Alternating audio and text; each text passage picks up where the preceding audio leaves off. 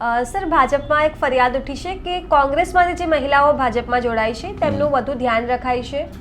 આવી ફરિયાદ છે કે જે રાષ્ટ્રીય અધ્યક્ષ છે ભાજપના નીતિન નબીન તેમને કરાઈ છે, તો આવું કેમ થયું? પક્ષમાં હવે વર્ષોથી સંઘર્ષ વેઠી ચૂકેલી મહિલા નેતાઓ કરતા તાજી એન્ટ્રીને વધુ વચન આપવા હોવાનું સુર સંભળાઈ રહ્યું છે. જો જે મહિલાઓ સરસ દેખાતી હોય, પોતાને મેકઅપ કરતી હોય, તૈયારથી ફિટફાટ થતી હોય, જો એના તરફ કોઈ પણ પુરુષ નેતા આકર્ષાય એ સ્વાભાવિક પ્રક્રિયા છે. પણ ભાજપથી અપેક્ષા એટલા માટે ન રખાય કે ભાજપ પોતાને શું કહે છે કે અમે તો સાંસ્કૃતિક પાર્ટી છીએ, ડિસિપ્લિન, સાંસ્કૃતિક, રાષ્ટ્રવાદ અને ખબર નહીં બ્લા બ્લા બ્લા કેટલી વસ્તુ તમે કહી શકો. એક પૂર્વ મંત્રી છે જેમણે વર્તમાન મંત્રીના ચેમ્બરની બહાર જઈને ગાળો આપી, તો આવું કેમ કરીને મંત્રીને ગાળો થોડી આપી કે એમણે એટલે પૂર્વ મંત્રીએ હાલના મંત્રીને સંભળાવી દીધું. એટલે હાલના મંત્રીએ કીધું હું મારી મર્યાદા અનુસાર કામ કરીશ. ભ ચ સ જે ગાળો એમને આવડતી હોય એ ગાડી એમને ગાળો આપી. અને પછી સ્વાભાવિક જે સિનિયર નેતા છે તેમને ભૂતપૂર્વ એમના કરતૂતો પણ જાણતા હશે કે એની જોડે સેટિંગ છે એટલે કામ નથી કરતો. નાયબ મુખ્યમંત્રી ગૃહમંત્રી હર્ષ સંઘવી માત્ર ઉદ્ઘાટનોમાં વ્યસ્ત. પણ એમાં એક વસ્તુ હજુ જોડું, ઉદ્ઘાટનો નહીં, ખાલી બોલ બચ્ચનમાં વ્યસ્ત. હા, છોડવામાં નહીં આવે પણ ભાજપનો હોય તો કોકદાડો વિધાનસભા જાઓ, હર્ષ સંઘવીનો કોલર પકડો, નીચે લઈ આવો અને પૂછો કે કેમ આવું છે. કીચડને સાફ કરો, તમારે પોતે તળાવમાં કીચડમાં એક ગड्ढામાં ઉતરવું પડે.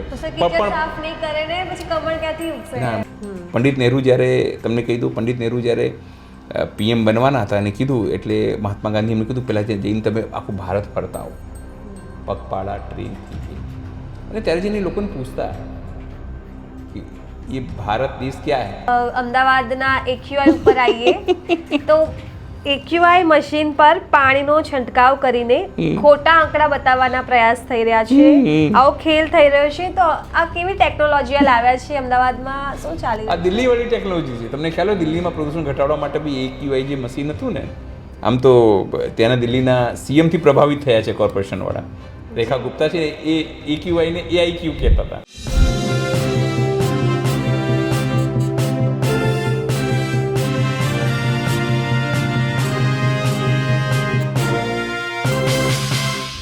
નમસ્કાર, હું છું ચંદ્રિકા પુત્રી નિરાલી અને આપ સૌનું સ્વાગત છે અમારા વિશેષ કાર્યક્રમ અખબારોની ચટરપટરમાં.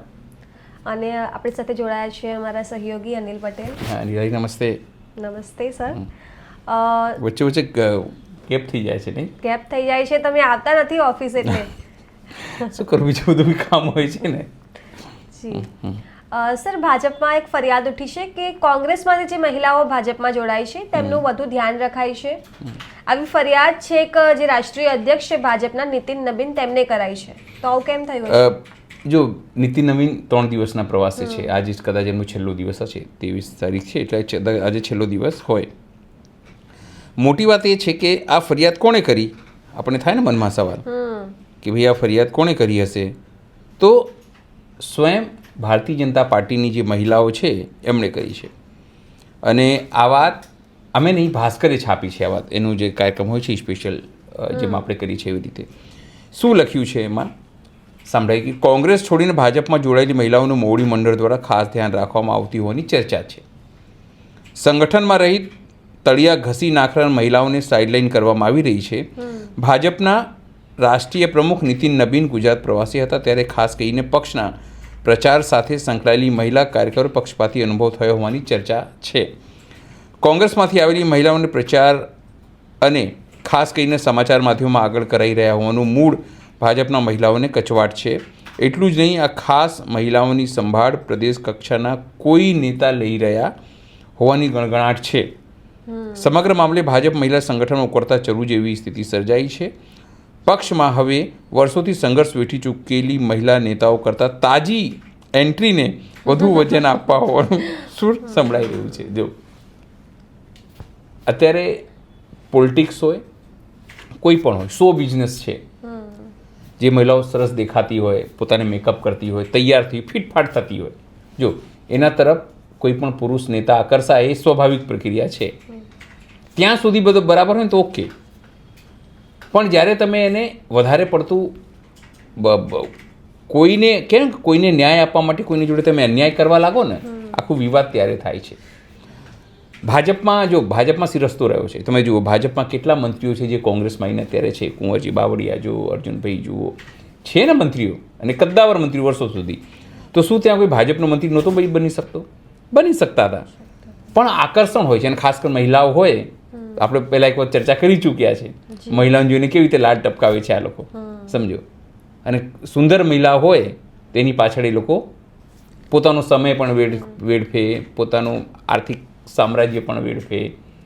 અને આ જે ફરિયાદ છે માત્ર ભાજપમાં નહીં, તમામ પાર્ટીઓમાં વસ્તુઓ થતી હોય છે, ક્યાંક ઓછી તો ક્યાંક વધુ. પણ ભાજપથી અપેક્ષા એટલા માટે ન રખાય કે ભાજપ પોતાને શું કહે છે કે અમે તો સાંસ્કૃતિક પાર્ટી છીએ, ડિસિપ્લિન, સાંસ્કૃતિક, રાષ્ટ્રવાદ અને ખબર નહીં બ્લા બ્લા બ્લા જેટલી વસ્તુ તમે કહી શકો એટલી વસ્તુ આ લોકો કરતા હોય છે.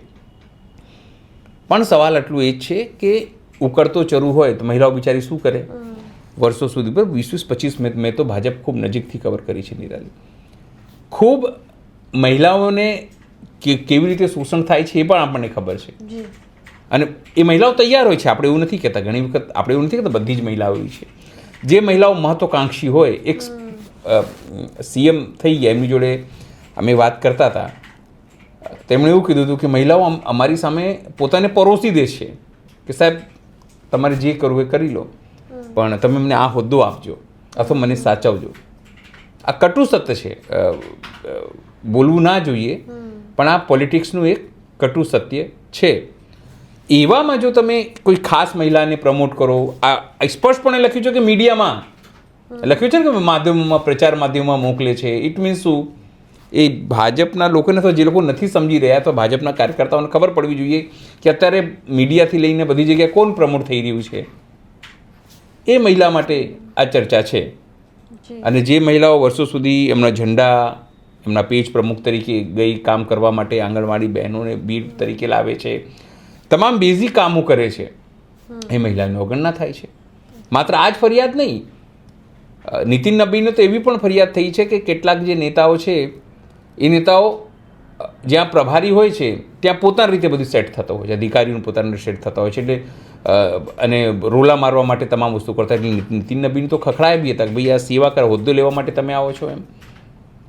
પણ ખાટલે મોટી ખોટ એ છે કે ઉપરથી લઈને નીચે સુધી અત્યારે જો એક સમય કોંગ્રેસમાં પણ એવું જ હતું, ઉપરથી લઈને નીચે સુધી કોંગ્રેસ 5 એન્જિન કહેવાય જેને કહીએ છીએ, ગ્રામ પંચાયત, નગરપાલિકા, મહાનગરપાલિકા, તમારી સ્ટેટ ગવર્મેન્ટ અને કેન્દ્ર સરકાર, 5 તમારું એન્જિન. બધી જગ્યાએ તમે હોય તો ક્યાંક ને ક્યાંક ત્રુટી આવે છે. પણ ભાજપ પાસે કોણ અત્યારે જે ઉપર બે મોદી અને શાહજી છે, આપણા પ્રધાનમંત્રી અને આપણા ગૃહમંત્રી, મારા પ્રધાનમંત્રી અને મારા ગૃહમંત્રી એ છે. એમના સિવાય બીજી લાઈન કોણ? તો એ હું ઘણી વખત પૂછું છું કે ભાઈ તમને ગુજરાતમાં જ વાત કરીએ તો તમને પૂછું કે સામાજિક કલ્યાણ મંત્રી કોણ છે? બોલ, હું દાવા સાથે તમને કહી દઉં કે ભાજપના લોકોને નહીં ખબર હોય. 2 જ લોકો ઓળખે, કોણ? મોદી અને શાહ. ને ગુજરાતમાં કોણ? તો મોટા સીએમ ને નાના સીએમ. હા, એક બેને કહ્યું ને 2 દિવસ પહેલા અમને કે ભૂપેન્દ્ર પટેલ જે મોદીના હાથ નીચે છે. એટલે એક એવી વસ્તુ છે. એટલે જો મહિલાઓનું શોષણ તમે બ્યુરોક્રેટ્સમાં જાઓ તો પણ, સામાન્ય જગ્યા જાઓ તો પણ, અને સુંદર મહિલા હોય તો વધારે શોષણ.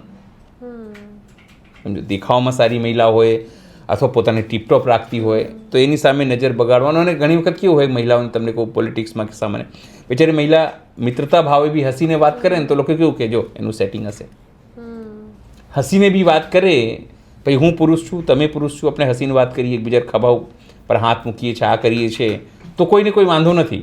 પણ જો મહિલા જોડે આવું થાય તો શું કહેજો એ ચાલુ હશે એની જોડે. કારણ કે મહિલાઓને બદનામ કરવાનું, એનું કેરેક્ટર એસિનેશન કરવાનું સૌથી ઇઝી છે. અને એટલા માટે જે બીજી મહિલાઓને એવું થાય છે કે આ જો અમારાથી આગળ નીકળી ગઈ, આ અમારાથી આગળ, એટલે આ બધી ફરિયાદો થાય છે. પણ સર એવું પણ હોય શકે ને કે કોંગ્રેસમાંથી આવ્યા છે, કનેક્શન્સ કોંગ્રેસમાં પણ સારા હશે એટલે પ્રમોટ. હા, જો મલ્ટિપલ આયામ હોય છે. અને મૂળ વસ્તુ તો એ તો બધું બરાબર છે, એ બધું ગૌણ છે. જો તમારા પ્રતિભા શું છે, તમે કેવું બોલો છો, મૂળ વસ્તુ છે તમે કેવા દેખાઓ છો. મહિલાઓની પરિપ્રેક્ષમાં તમને વાત કરું, તમે સુંદર દેખાઓ છો તો ઓકે, સુંદર નથી દેખાતા તો પછી તમે મહેનત કરવાની તમારે તૈયારી રાખવાની હોય છે. એક પૂર્વ મંત્રી છે જેમણે વર્તમાન મંત્રીના ચેમ્બરની બહાર જઈને ગાળો આપી. તો આવું કેમ કર્યું ને? મંત્રીને ગાળો થોડી અપાય. જો તમને કહું, હસી મને કેમ આવે છે ખબર છે કે એ પણ દિવ્ય ભાસ્કરમાં જ છપાયું છે. સોરી એને લખ્યું છે શું છે, મજેદાર છે કે સચિવાલયમાં મંત્રીઓને પોતાના કામ સારું મળવા માટે સપ્તાહમાં મંગળવારે નેતાઓ, પ્રતિનિધિઓ અને જાહેર જનતા આવે છે. બરાબર.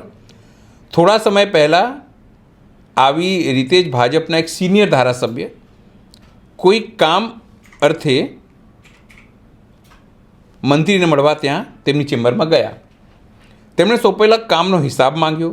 સામાન્ય રીતે શું મંગળવારે મેં કવર કર્યું છે, મંગળવારે ધારાસભ્યો આવતા હોય છે અને કહેતો ભાઈ મારા વિધાનસભામાં આ કામ મેં તમને ગઈ વખતે કીધું હતું, અથવા તો આ કામ મારું નવું છે, એમાં શું થઈ શકે, બજેટને લઈને શું કેન્દ્રમાંથી કોઈ જરૂરિયાત છે કે શું કરી શકાય, એના માટે ચર્ચા મળશે અને કામ થશે કે નહીં, તમામ વસ્તુ થતી હોય છે. અને આ પ્રમાણે લખ્યું છે.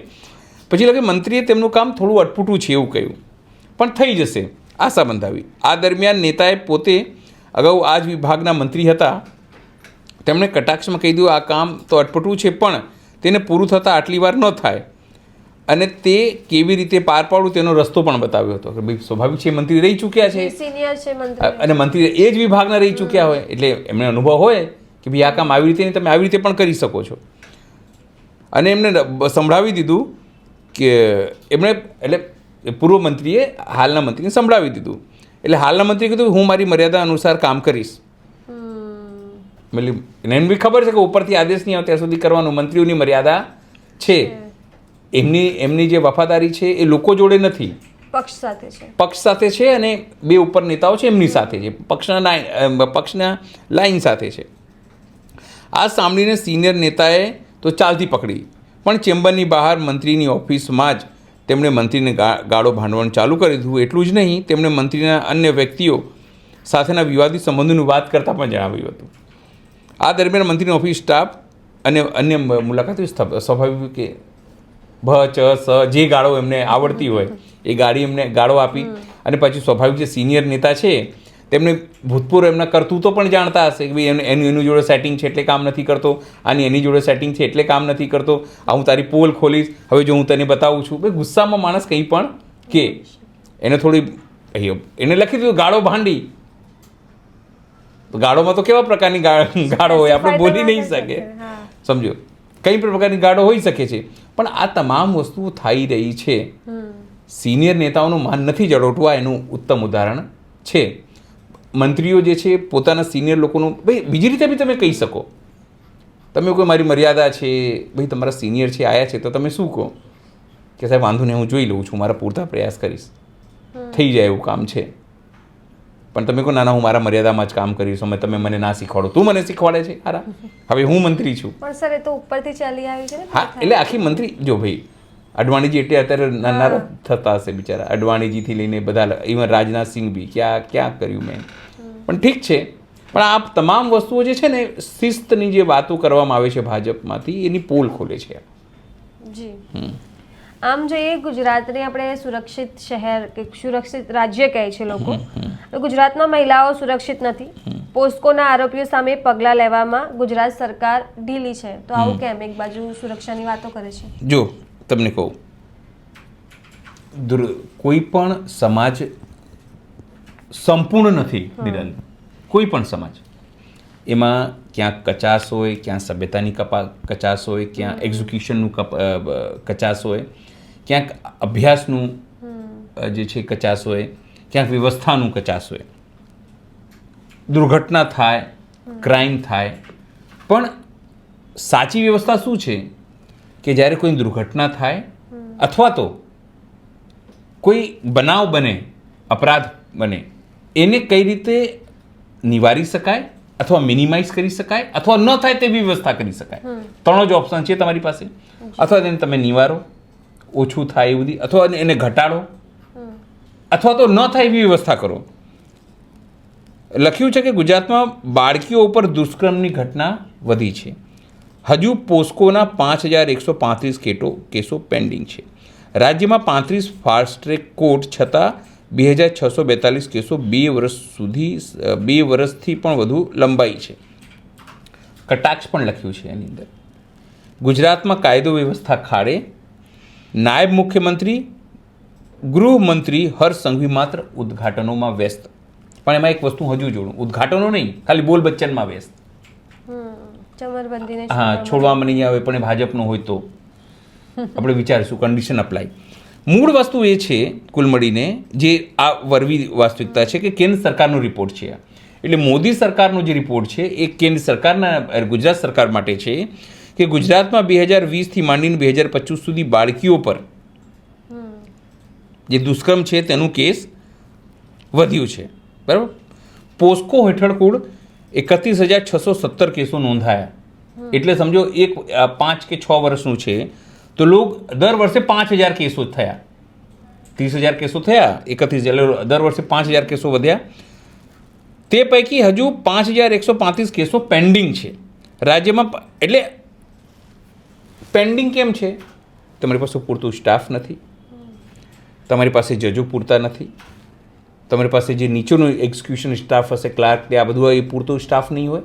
એટલે તમે માત્ર જે કેસ મીડિયામાં ચગે બળાત્કારને પોસ્કોને એમાં તમે 30 દિવસ 35 દિવસમાં કે જો આ 20 વર્ષનો ચુકાદો, ફાંસી, આ તે બધું અત્યારે રાજકોટમાં થયું હતું થોડા દિવસ પહેલાં, તમને ખ્યાલ હોય. તો એમાં તમે જે ચગે મીડિયામાં એમાં તમે ફટાફટ કામ કરો છો. તો શું જે ચગે નહીં, જે મીડિયાની હાઇડલાઇન ના બને, તો શું એમાં તમે કોઈ કાર્યવાહી નહીં કરો? તો તમારા ઉપર મહિલાઓ કેમ વિશ્વાસ કરે? મને તો આ ભાજપની જે મહિલાઓ છે જે હો કરતી હોય છે ઝંડા લઈને આગળ, મને તો ઘણી વખત એ કોઈ મહિલા પ્રદેશ પ્રમુખ આવે તો એને પૂછું કે બેન તમે તમારી સરકાર સામે તો સવાલ પૂછો, મહિલા સુરક્ષા મહિલા તરીકે તો પૂછો.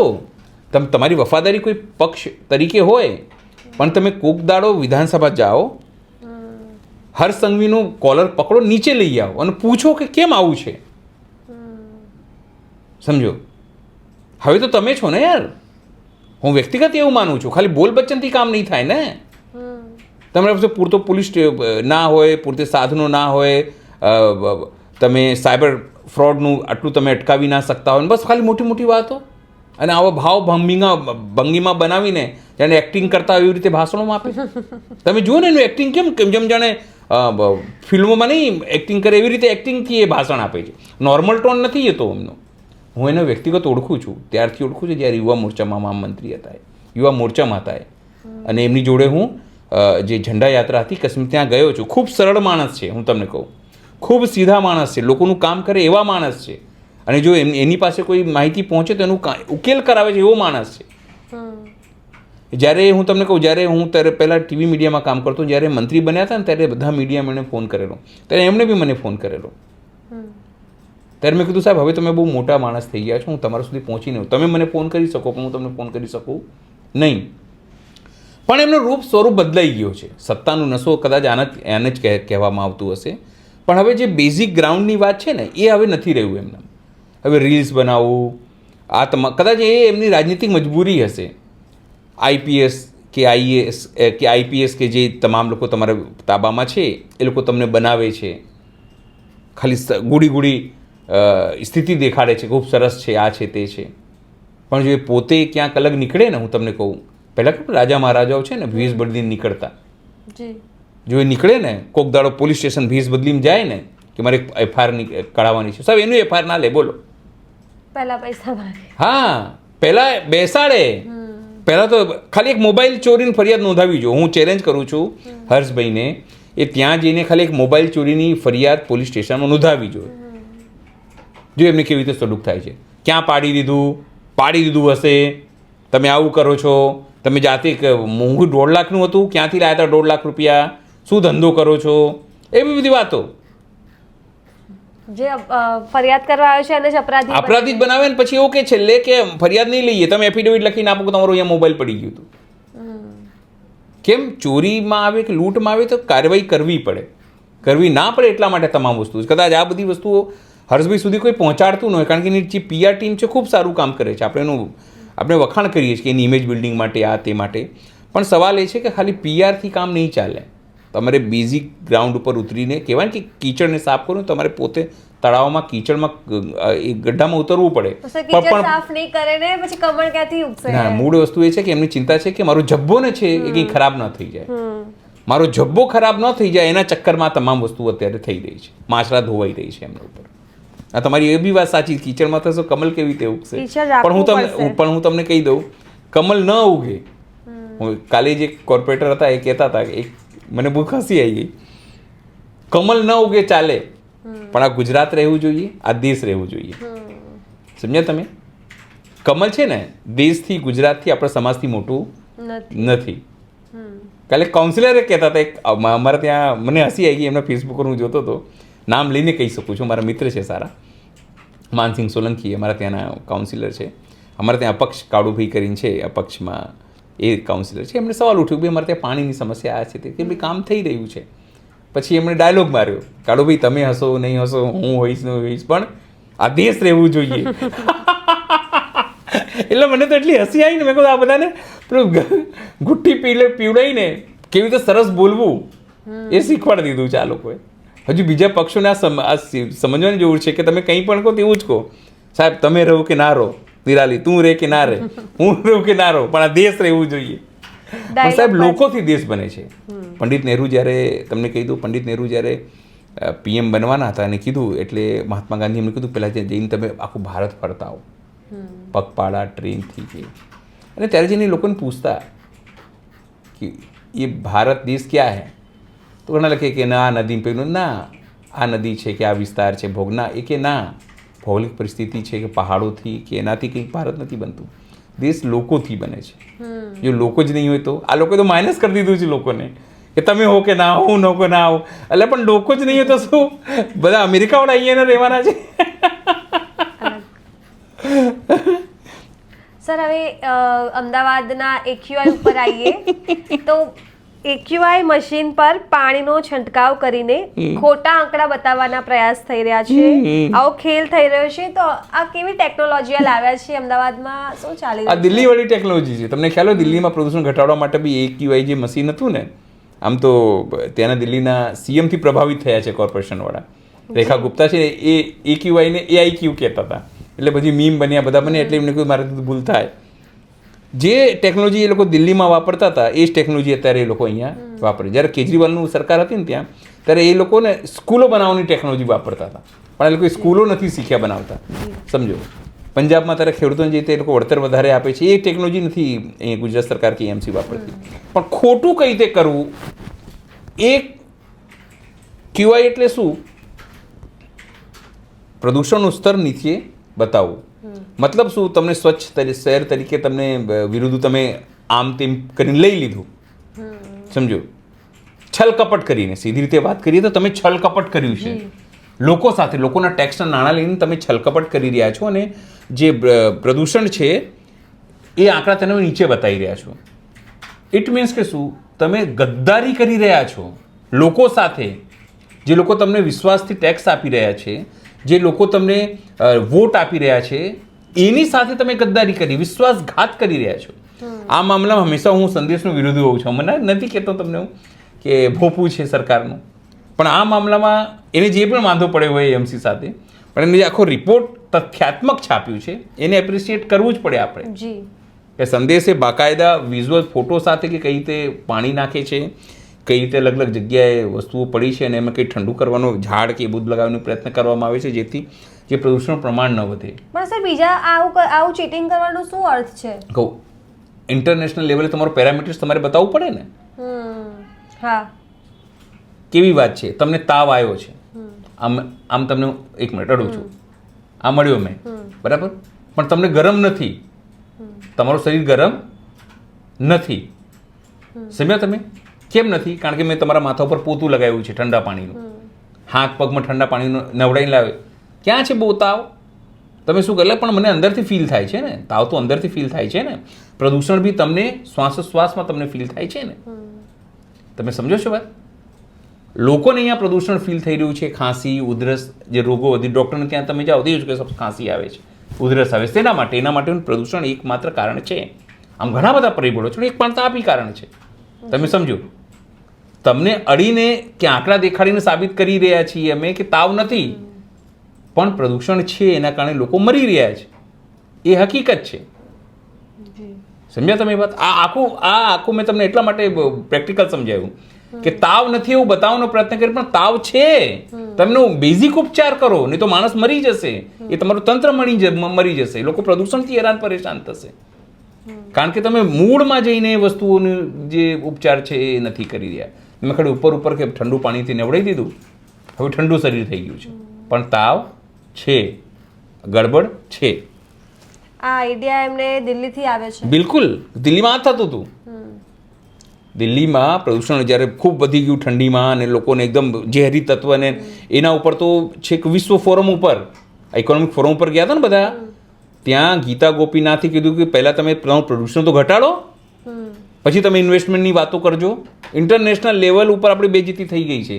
જેમાં એઆઈ સમિટમાં થયું ને, હોચ પોચ, ગલગોટિયા યુનિવર્સિટી અને ખબર નહીં શું ઇન્ટરનેશનલ લેવલ પર જઈને ત્યાં આપણી બદનામી થઈ. એવી રીતે એ સમય દરમિયાન ખૂબ બદનામી કે તમે તે દિલ્હીને તો આપો યાર, દિલ્હી તો સુધારો પ્રદૂષણ, હવા લોકો નથી લઈ શકી રહ્યા, મરી રહ્યા છે. એવી રીતે તમે ગુજરાતમાં પણ લોકોને આવી રીતે ખોટી રીતે મારી રહ્યા છો તમે. અને પછી કહો સર તાવ નથી, તાવ છે, એનો ઉપચાર કરો તમે. જી ધન્યવાદ સર વાતચીત કરવા બદલ. ધન્યવાદ. તો તમે આ તમામ મુદ્દે શું વિચારો છો કમેન્ટ કરીને જણાવો. અત્યાર માટે બસ આટલું જ. કાલે મળીએ નવા એપિસોડ સાથે. ધન્યવાદ. નમસ્કાર.